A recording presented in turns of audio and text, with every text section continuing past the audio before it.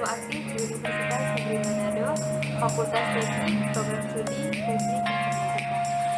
Pada saat ini saya akan membahas topik tentang manajemen konflik.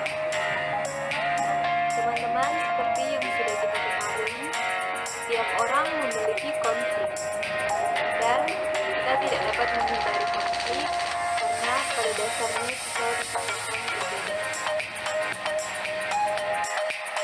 Konflik sama dengan ketidakharmonisan, ketidaksetujuan, ketidakkoordinasian, friksi antar anggota atau kelompok. Konflik tidak berarti berseteru. Walaupun demikian, situasi ini dapat menjadi bagian dari konflik. Konflik sama dengan oposisi, pertentangan pendapat antara orang-orang, antar kelompok atau organisasi. Manfaat konflik. Yang pertama, motivasi meningkat. Yang kedua, pemecahan meningkat. Yang ketiga, ikatan kelompok meningkat. Yang keempat, penyesuaian diri meningkat. Yang kelima, membantu mencapai tujuan. Yang keenam, pengetahuan atau skill meningkat. Yang ketujuh, membantu mencapai tujuan. Yang kedelapan, mendorong pertumbuhan. Dampak buruknya ialah yang pertama, produktivitas menurun. Yang kedua, kepercayaan merosot. Ketiga, pembentukan kubu-kubu. Keempat, informasi dirahasiakan. Kelima, timbul masalah moral. Keenam, waktu terbuang sia-sia. Ketujuh, proses pengambilan keputusan tertunda. Kekeliruan. Konflik akan terselesaikan dengan sendirinya bila dibiarkan. Konfrontasi adalah hal yang tidak menyenangkan. Konflik menunjukkan bahwa pemimpinnya tidak bisa memimpin.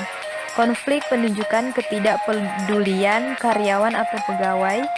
Amarah selalu bersifat negatif dan merusak. Kalian menjadi bagian penting dalam kemajuan. Mengenali konflik atau jenis konflik. Konflik yang pertama, konflik dengan diri sendiri. Yang kedua, konflik antar individu. Yang ketiga, konflik antar kelompok.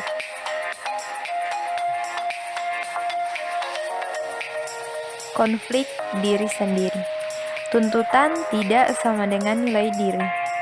Pengalaman, minat, tujuan, kompetensi, dan nilai diri saling bertentangan.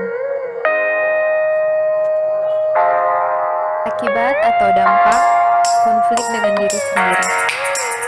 Hidup sehari-hari terhambat, stres berat, sakit ringan, putus asa atau hilang harapan. Tips menghadapi konflik diri sendiri. Kontrol diri dengan berlatih, meningkatkan kualitas diri, berdamai dengan diri sendiri, jujur menilai diri dan capaian diri, jangan buat perbandingan dengan orang lain. Konflik dengan individu. Dasar konflik ini adalah tiap orang ingin dihargai dan diperlakukan sebagai manusia, memegang kembali harga diri yang tinggi dan keinginan yang besar. Dampak atau reaksinya. Keinginan untuk membalas, reaksi menguasai, mengucilkan diri, mengajak kerjasama. Konflik antar kelompok.